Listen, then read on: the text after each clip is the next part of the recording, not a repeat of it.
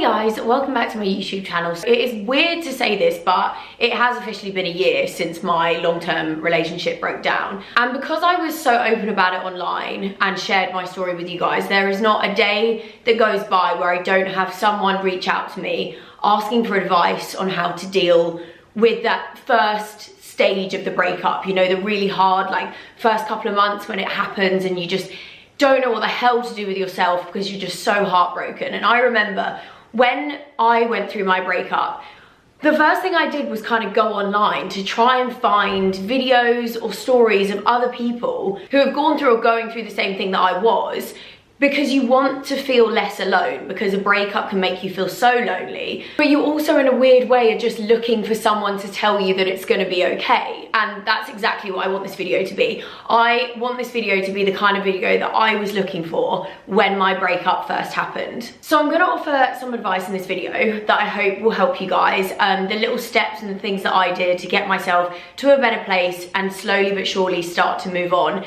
And I know it's cliche, and everyone was saying it to me when I first went through the breakup, but it does get better. I am living proof. Not only does it get easier, it gets better. If you allow yourself to go through it and really lean into all the emotions and learn from the breakup and whatever like life changes are presented to you, it is actually crazy how much better life gets. So I'm just gonna put that out there at the beginning of this video that I promise you it gets better. So first things first, I think it is super important to understand your feelings. I think if you're the one that breaks up with someone, it's obviously hard because you're still, you know, ending a relationship.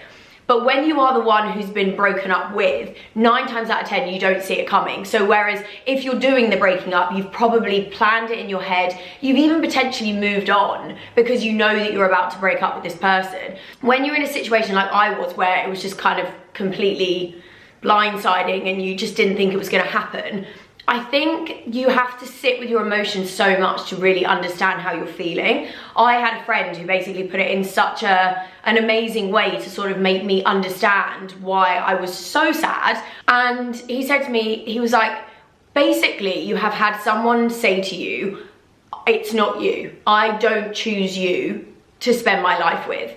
And that is such a hard thing to process, because it is the biggest form of rejection really that you will probably receive in life, is knowing, especially when you were in a relationship for a long time like I was, that the person that you loved and you felt a different way about was like, no, I don't choose you to spend the rest of my life with. So I think understanding your feelings in the breakup is really important, and really sitting with those feelings, letting every emotion come and feel every emotion is so important.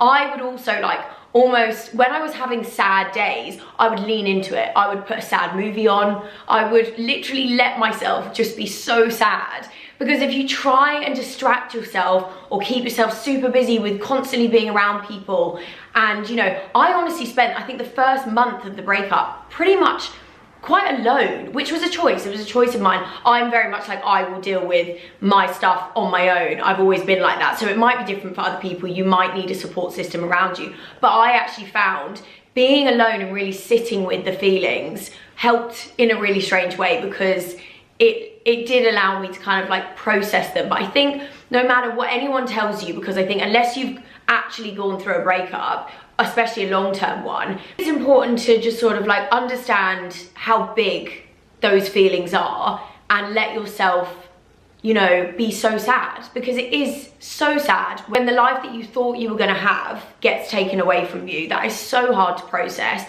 And don't let anyone tell you or make you feel like your feelings towards that are not valid, or, you know, that you're blowing out of proportion, or you know, oh, you'll be fine, get on with it kind of thing.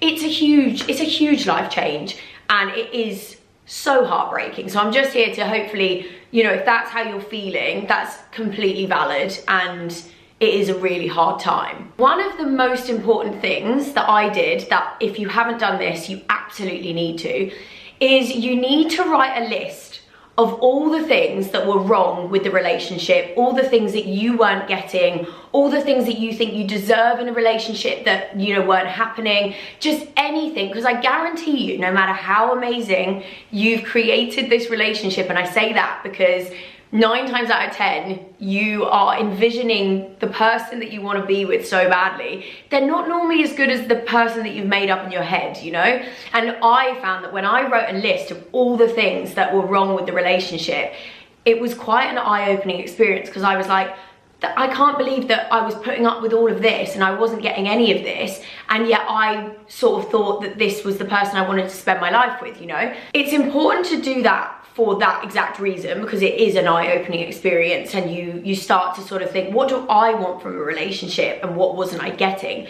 The other reason why it is so important is I read that list every single morning and every single evening for 3 months, literally for 3 months. Because obviously when you first go through the breakup, you miss them so much and you can't understand why it's happened. You just want to see them, you want it you want them to take it back, you want to sort it out. But this list, I'm not even joking, it slowly but surely just becomes so part of your brain that there's almost like this switch that starts to turn on, and you just think, I can see why this breakup has happened, and I know that something better, and I'm going to get what I want from a relationship from somewhere else at some point, whenever that might be. So writing that list is so important. And even to this day, don't get me wrong, there are still days, you know, it might be a year down the line, but I still have days where I feel sad, or I miss the person, or whatever it might be.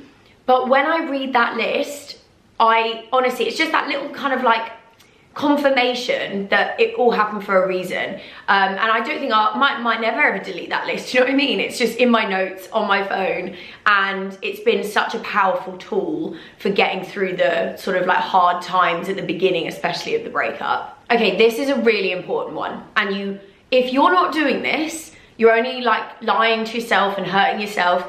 No contact, none, no drunk texts, no accidental phone calls, no stalking them on social media, nothing, absolutely nothing. From the moment that my ex broke up with me, I have not a clue, literally not a clue, apart from things that I've been told by friends, you know, when I've been out at dinners or things like that. But visually, not a clue what he looks like. He could have changed his hair colour and gained 20 stone, and I would have absolutely not a bloody clue. I think especially in that first month as well, no contact is so important. It's just so important. Now I know that is not the case for everyone. And so like even for me, there was contact because we had an apartment together. So we had to like chat about certain things, but the contact was very minimal. And if it wasn't for that, I would have definitely not spoken to him at all. Obviously, I know my situation is going to be different to someone who maybe has kids. It's very different. I'm just purely speaking from my personal experience. And like the only thing we had was this apartment that we had to sort out. But the no contact, I think, is really important, especially with social media. We all know, nothing, you'd never feel better coming away from like stalking someone, you know, or looking at something, because you know you're going to see something you don't want to see, or it's just going to remind you of something and you're going to feel sad. The only person that's losing out is you. So you have to be so strong. Delete all pictures. Don't have a little sad album on your phone that you're going through and crying. Just don't do it, because your brain has to learn to live without them. And when you keep looking at pictures or messages, even rereading texts and things like that, you're just still giving them space in your brain, and it's gonna make it harder and harder to move on. So yeah, I mean, honestly, no contact I must say, like, when I knew that I actually officially didn't have to talk at all to him, that was great as well, because I was like, cool, can draw a line under it. And it just really, but by that point as well, because I'd really tried hard to do the no contact, yeah, it just made sense, and it was a lot easier to kind of like move forward, you know? So one thing I really want you to do, because it helped me massively, is within the first 3 months of the breakup, do just one thing that is so different that you didn't have in your like previous life with the ex, right? So whether it's joining something you've wanted to do for ages, whether it's a new fitness class, I don't know, going to a new restaurant that you've never been to with your ex, or just, it can be the smallest thing or it can be the biggest thing, but doing something new that has nothing to do with them, that will not remind you of them, and that is completely part of your new life, is so important. For me, I just joined a new like Pilates studio that was somewhere completely different, and because the one that I was going to previously, I knew was just going to remind me of my ex because I was with him when I was going there, you know? So it's all about trying to just do things that are new and exciting and that feel like a fresh start. So this might come a little bit later. You know, I would say for the first 3 months it was really hard, and then there was just this shift. I can't explain it.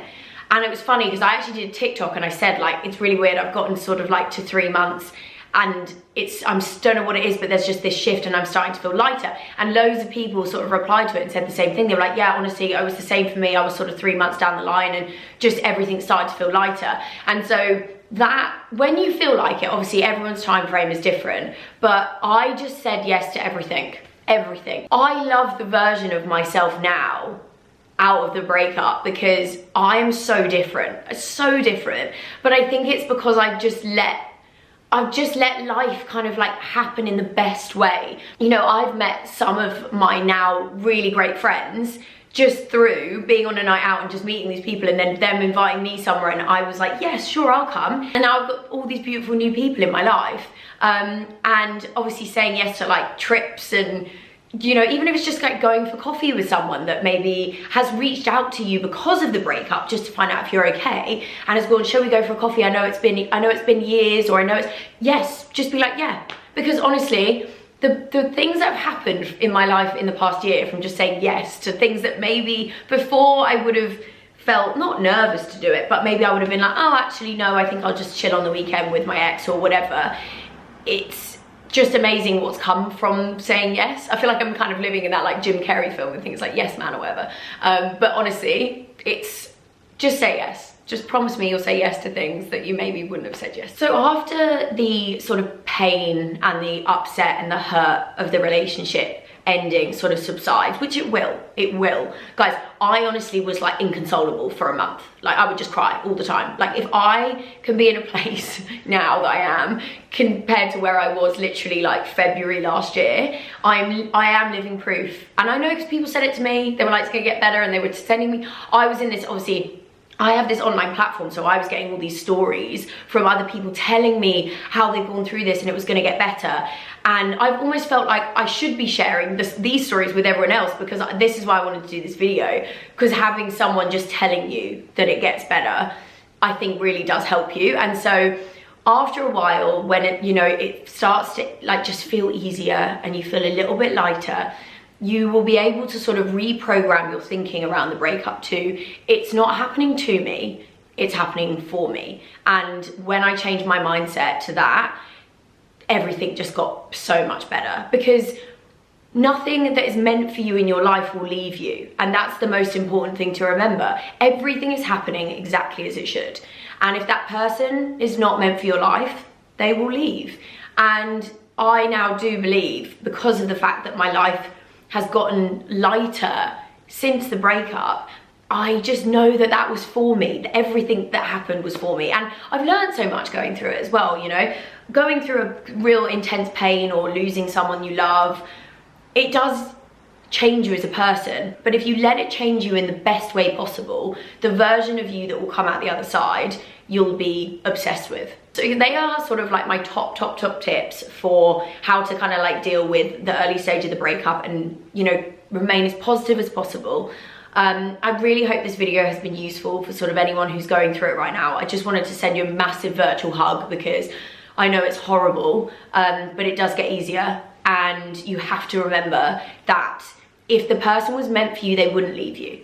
So whoever is meant for you is out there, and they're going to treat you the way that you should be treated, and you're going to realize that there's so much more to life than the person that you thought you were supposed to be with. So yeah, I just really hope that, as I say, this video has helped you. I'm sending you so much love. I know breakups are awful, but please, if you take anything away from this, just know that there are brighter days that are coming, and it does get easier. Bye guys.